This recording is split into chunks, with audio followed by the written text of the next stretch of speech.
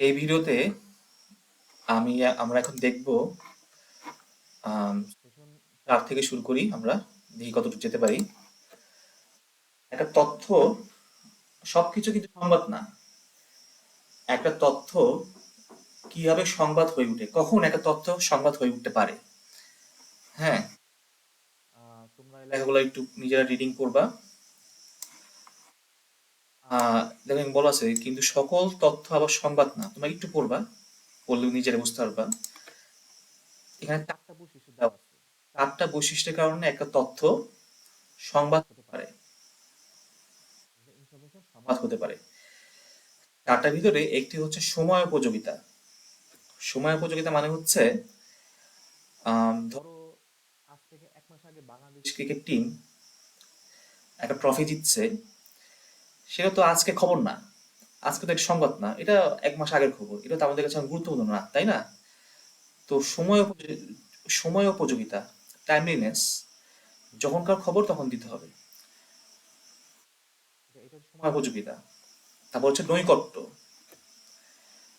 যেই খবরগুলা, যে ঘটনাগুলো আমাদের আশেপাশে ঘটছে, আমাদের কাছাকাছি ঘটেছে, সেই খবরগুলো হচ্ছে আমাদের কাছে গুরুত্বপূর্ণ। নৈকট্য, নৈকট্য মানে আমাদের নিকটে হতে হবে সংবাদগুলো। প্রভাব, যে ঘটনা বা সংবাদ বা তথ্য আমাদেরকে সরাসরি প্রভাব ফেলে, আমাদের উপর সরাসরি প্রভাব ফেলে। যেমন ধরো করোনা, এটা কিন্তু সবার পৃথিবীর সকলের প্রতি প্রভাব ফেলছিল। অথবা ধরো আম, দ্রব্যমূল্যের দাম, দ্রব্যমূল্যের ঊর্ধ্বগতি। অথবা ধরো তোমরা স্কুলে আসছো, হঠাৎ করে রাস্তাটা ভেঙে গেল, তো এই সংবাদটা হচ্ছে তোমাদের জন্য গুরুত্বপূর্ণ, তোমাদেরকে কিন্তু, তোমাদের জীবনকে কিন্তু প্রভাবিত করেছে।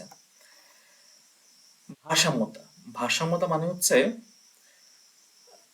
একটা সংবাদে উভয় পক্ষের কথাই শুনতে হবে।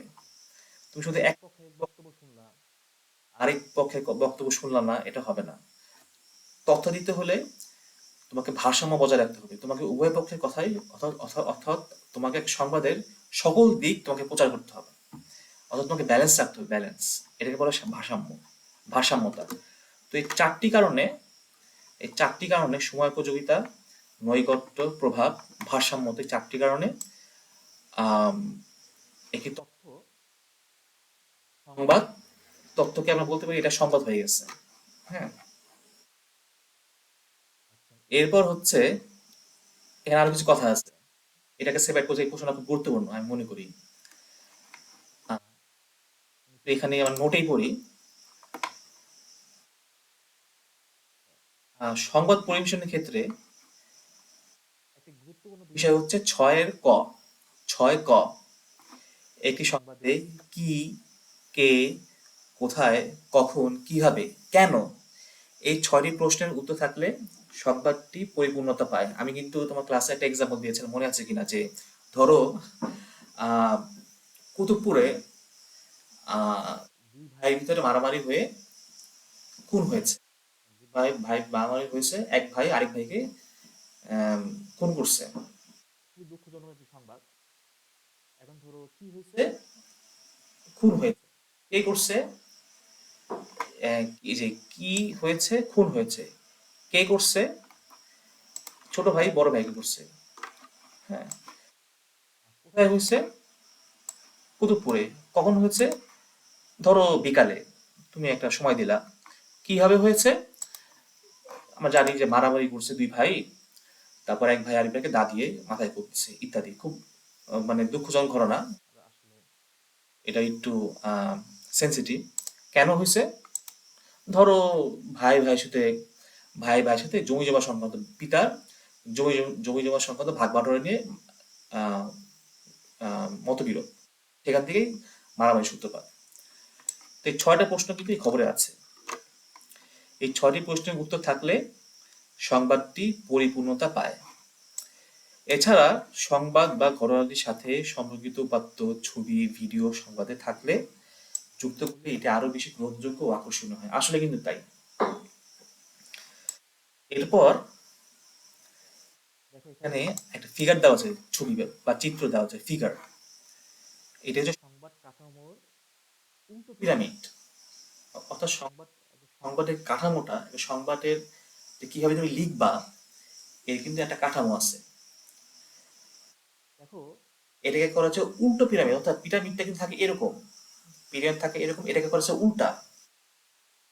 যেটা সবার উপরে সেটা হচ্ছে বেশি গুরুত্বপূর্ণ, যেটা সবার নিচে এটা কম গুরুত্বপূর্ণ। দেখো, যে কোনো সংবাদে শিরোনাম বা টাইটেল, টাইটেল হচ্ছে সবচেয়ে বেশি গুরুত্বপূর্ণ। আমি সবার আগে দেখি শিরোনাম, টাইটেল, তাইটা সবার আগে কিন্তু শিরোনাম, দেখো এটা কিন্তু গুরুত্বপূর্ণ বেশি। এরপর হচ্ছে, এটা হচ্ছে ছয়ের ক, এই যে ছয়ের ক, ছয় ক, সরি ছয় ক, ছয় ক না ছয় ক, ছয় ক, এটা হচ্ছে পটভূমি, এটা ব্যাকগ্রাউন্ড, এটা হিস্টোরি। এটা কেন, এটা কেন কেন প্রশ্নটার উত্তর হচ্ছে এখানে। এরপর হচ্ছে উদ্ধৃতি, উদ্ধৃতি বা সাধারণ বর্ণনা। উদ্ধৃতি কোনটা, ধরো উদ্ধৃতি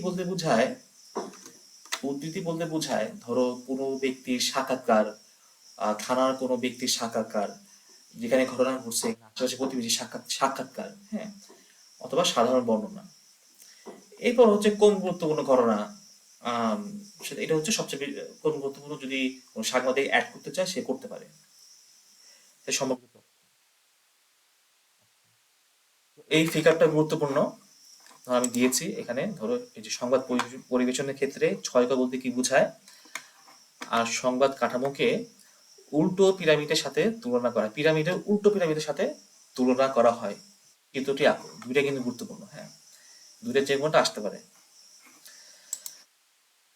এরপর হচ্ছে কিছু দলগত কিছু কাজ আছে, আসলে সময়ের অভাবে ক্লাসে আসলে যেরকম সময় হচ্ছে, সপ্তাহে একদিন ক্লাস, আসলে এগুলো করতে গেলে সময় লাগে। এখানে ছিল তোমার নিজেরা কাজ করব কিছু, নিজের যে তথ্য সংগ্রহ করব, এগুলো আসলে করা হচ্ছে না, তোমার যে অভাব, এই কাজগুলো হচ্ছে কেন হচ্ছে, এগুলো আমরা বের করার চেষ্টা করব। তারপর এটাও বুঝবো এখানে একটা প্র্যাকটিক্যাল আছে। সেশন 5 আমি চিন্তা ভাবনা করছি যে একটা ক্লাস আমি প্র্যাকটিক্যাল দিব, একটা ক্লাস দেখি ঈদের আগে নিতে পারি, ঈদের, তোমার কোরবানি ঈদের আগে আমি আসলে একটা মানে ফুল প্র্যাকটিক্যাল, সেগুলো থিওরি করবো না, ফুল প্র্যাকটিক্যাল ক্লাস নেওয়ার চেষ্টা করি। এখানে অনেকগুলো প্র্যাকটিক্যাল আছে, এটা বুঝতে হবে। এখানে মাইক্রোসফট এক্সেল, তোমরা যারা আইটির আছো, শুধু আইটির না, যারা অন্যান্য ডিপার্টমেন্টে আছো, তাদের বিভাগে যারা আছো, ট্রেডে যারা আছো, ট্রেড, হ্যাঁ ট্রেড, তোমাদের কিন্তু মাইক্রোসফট এক্সেল, এই কাজটা কিন্তু খুব গুরুত্বপূর্ণ, এটা প্রত্যেকে শেখা উচিত। এই যে মাইক্রোসফট এক্সেলের একটা কাজ আছে, দেখি সময় পাইলে আমি একটা প্র্যাকটিক্যাল ক্লাস নিব তোমাদের, হ্যাঁ, শিখাবো। কাউন্টিভ, কাউন্টিভ ফর্মুলা কাজ কি শেখার চেষ্টা করবো। আমি মনে করি এটা এই কাউন্টিভটা দেখানো উচিত, কাউন্টিভটা আসতে পারে, পরীক্ষা আসতে পারে, কাউন্টিভটা দেখাতে হবে। এক্সেলের কাজ, তারপর চার্ট কিভাবে তৈরি করতে হয়, এটা আমি একদিন প্র্যাকটিক্যাল কাছে দেখাবো। তারপর আমার উপত্যের গ্রাফ তৈরি করা, এটা প্র্যাকটিক্যাল, এটা সেম, দুইটা একসাথে করাবো। তারপর হচ্ছে সেশন 7, আমাদের লেখার কপিরাইট নিশ্চিত করা। কপিরাইট, এটা খুবই গুরুত্ব, ছোট এই সেশনটা কিন্তু খুব ছোট, কিন্তু এখানে কথাবার্তা খুব ভাব গম্ভীর আর কি। এটা আমি অন্য একটা ভিডিওতে আলোচনা করবো। ভালো থেকো কিন্তু। ওকে, সবাইকে গুড নাইট।